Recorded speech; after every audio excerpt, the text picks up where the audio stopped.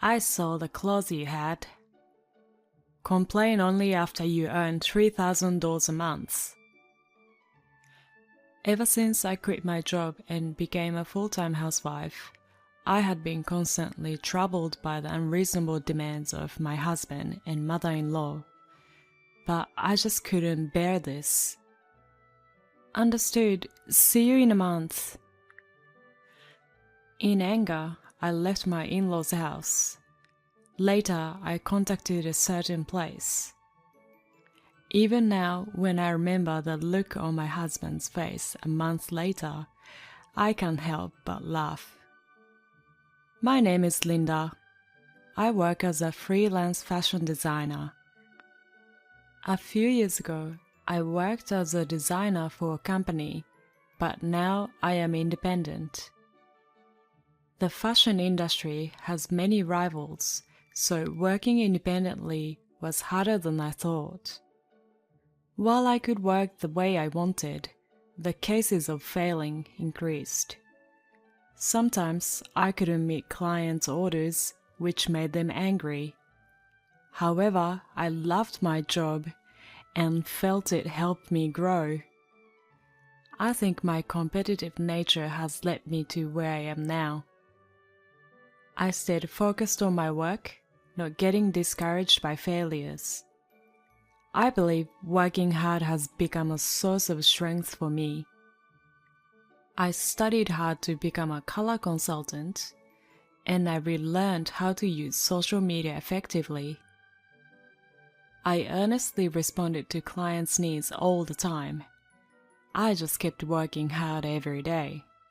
Some days were tough, and I would break down crying. But because of the people who supported me, I could keep pushing forward. I gritted my teeth, faced my job positively, and continued to work hard. Today, I can make a living as a freelance fashion designer. I enjoy my life as a fashion designer. But recently, I've been feeling uneasy about something. The truth is, there'll be a milestone for you soon. Maybe you should start thinking about finding a good partner. As my mother says, I'm single and have reached my 30s. I was so engrossed in my job that I forgot, but it was generally a good time to get married. Marriage isn't everything. At first, I laughed it off as if it wasn't a concern. But when I saw my friends getting married one by one, maybe I was a bit impatient, but I married a man named Mike I met at a business deal. Mike worked in the clothing industry and was a cheerful young man.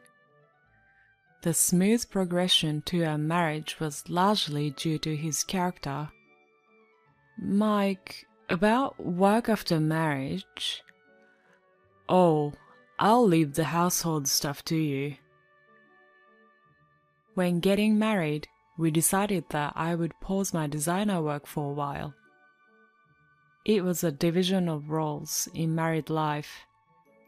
So I'm now dedicated to housework. About my job as a designer. Once a married life settled, I planned to restart at the right time.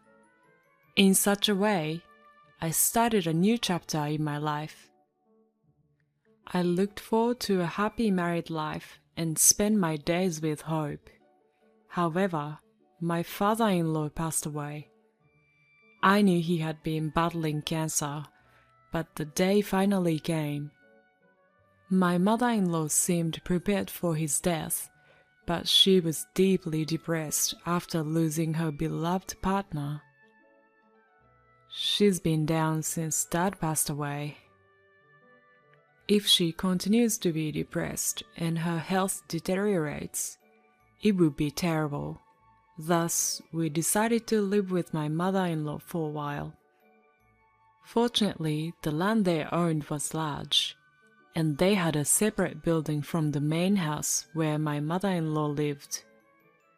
We lived in a separate building, and supported my mother-in-law in the main house. "Mom, you don't have to worry about us.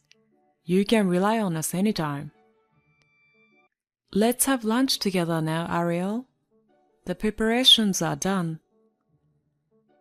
After the passing of my father-in-law, I took on the household chores in the main house, trying to be a good conversation partner to distract my mother-in-law from her loneliness. Even though it was gradual, with our dedicated support, she started regaining her spirit. I felt it might soon be time for her to live alone without problems. I was beginning to consider resuming my career in design. However, "Linda, you haven't cleaned this room yet." Mother-in-law never tried to do household chores on her own. She would instruct me to do all the chores in the main house while she did nothing. On top of that, she'd constantly nag at me. She'd complain about the food being bland or criticize the way I did laundry. Initially, I listened to her thinking it was unreasonable, but I grew tired of being treated like a servant. I have my own things to handle. I tried explaining my design work to her, suggesting that maybe she should take on the household chores herself. But then, "All you do is sit in your room drawing. How can you say you're busy?" She didn't even try to understand my work. To her, my tasks on the computer and social media posts seemed as trivial as a child's play. I never gave up trying to explain my job to her, but she'd kept saying, "No matter how complicated you make it sound, I won't be fooled." And, "You're just finding crafty excuses to avoid chores." When she responded that way, she'd turn away, not willing to listen. Every time I tried to explain, she'd label me a wicked daughter-in-law and get upset. I had no choice but to give up explaining. How could I change this situation? I tried talking to my husband about her attitude, but he didn't listen. Judging from his behavior, things weren't going well at work. He'd constantly sigh, lost in thought during dinner and even while bathing. Naturally, I wanted to support him and listen to his worries. I believed that hearing him vent about work would help him feel better. However, Mike never elaborated on his work issues. "It's okay, I can handle my job on my own." He probably didn't want to show any weakness. Without his understanding, I had to cater to my mother-in-law's whims daily. Then, one day, Mike returned home looking more downcast than usual. When I asked what happened, he said he made a significant mistake at work and missed an opportunity for promotion. "It's okay to make mistakes. Everyone has those days. Don't overthink it," I said, trying to comfort him. But it seemed to upset my prideful husband even more. "What do you, who stays at home all day, know about it?" Clearly, my husband said this with a displeased look on his face. My mother-in-law immediately took advantage of my husband's comment and started blaming me. "Maybe Mike's work troubles are because you, Linda, aren't supporting him properly as a wife." I was taken aback by their baseless accusations. "I don't think so." I tried to defend myself, but neither of them listened. In the end, they decided I was at fault. After the conversation, both Mike and my mother-in-law became noticeably colder towards me. "Linda, start preparing dinner now." "Linda, you haven't weeded the garden or cleaned up, right?" "Linda, please buy some flowers for the table." Her demands intensified, and she took more and more of my time. Even when I met her requests, she'd find minor things to complain about. "Linda, the way you're cutting these ingredients is not good, and the taste is too strong." "Linda, about the gardening, I'm not happy with where the pots are placed. Can you fix it?" "Linda, I asked you to order the sandwiches for this afternoon without mayonnaise in it. Go buy the right one." Fed up to the point where only sighs escape. I wish someone would praise me for enduring without snapping at my mother-in-law's provocations. Once again, I tried to consult with my husband to make him understand the current situation, but he defended my mother-in-law and didn't listen to my wishes. "Well, my mom's getting older, so maybe she relies on you and trusts you. Plus, you're not working, so if you have time, I'd appreciate it if you helped my mom." Mike still seemed unhappy about the previous incident. I knew he had a strong sense of pride, but I didn't realize he could be this narrow-minded. With this kind of life continuing, I struggled alone in my in-laws' house, exhausted both physically and mentally. One day, an event occurred that pushed me to my limit. On that day, I had some errands to run and went out into town. After finishing the errands and returning home, I opened the closet to put away my clothes, but to my surprise, I gasped and involuntarily exclaimed, "What's going on? My clothes are gone!" Yes, somehow, almost all of my clothes had disappeared. I rushed to the main house and I confronted my mother-in-law, who was leisurely sipping her tea. "Yeah, I sold your clothes." Without even waiting for me to ask her, my mother-in-law nonchalantly admitted the truth.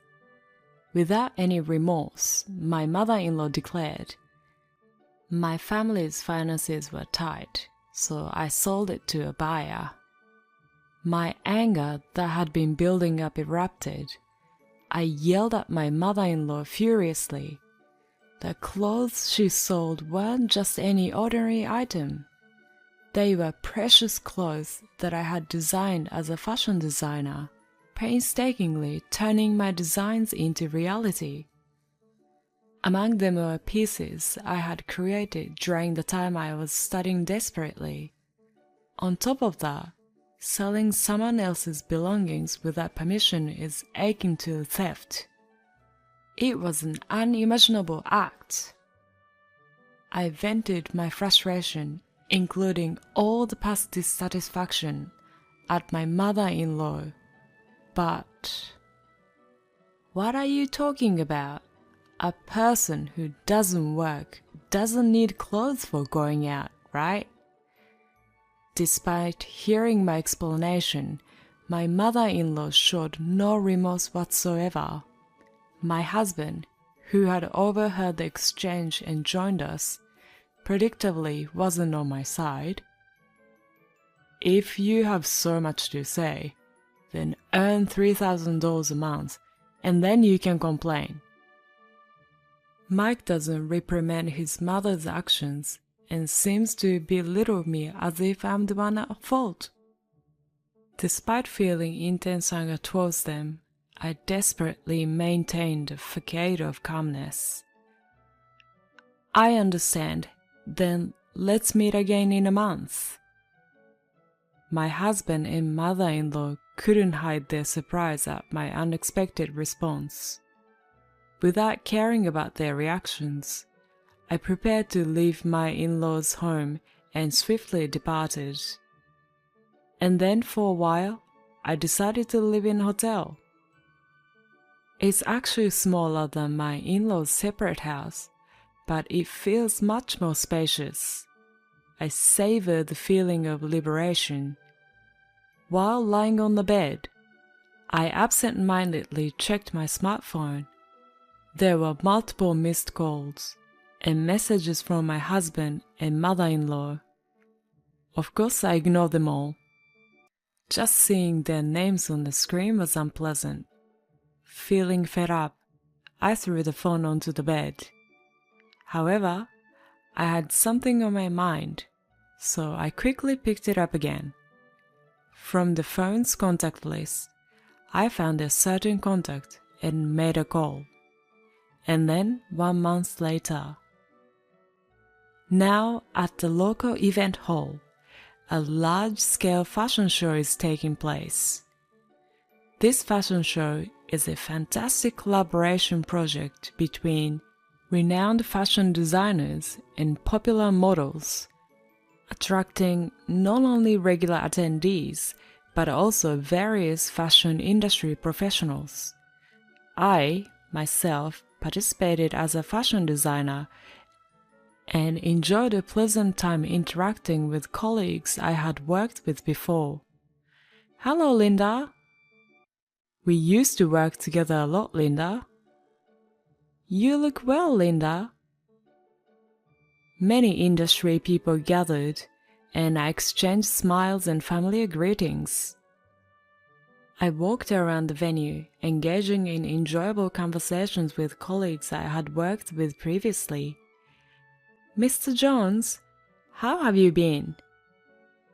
Miss Smith, I'm grateful for your help in the past. How about you? Mr. Anderson, I'm doing well, thanks. Is little Lily about 8 years old now? Time passed in the midst of grateful conversations. The topics ranged from small talk to recent industry developments, and of course, discussion about upcoming trends that piqued my interest. Just as the pleasant atmosphere began to settle in, a man tapped my shoulder without any consideration. Oh, you're here too? Surprised, I turned around to find my husband standing there. So, how are you feeling? Have you calmed down a bit? You're quite stubborn as well. You could have just replied to the messages. It's your choice, but it's about time you give up and go back home. My husband's attitude remained just the same as before. Even though we were arguing, I was disappointed to think that these were the words he used towards his wife after not seeing her for a month.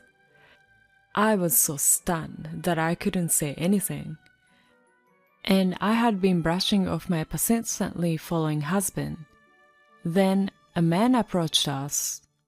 Oh, do you two know each other? Good to see you, Mr. Johnson. Mr. Johnson was my husband's boss, an executive of the apparel company where he worked.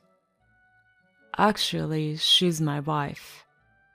Despite being unemployed, she says the most outrageous thing. It's really troubling.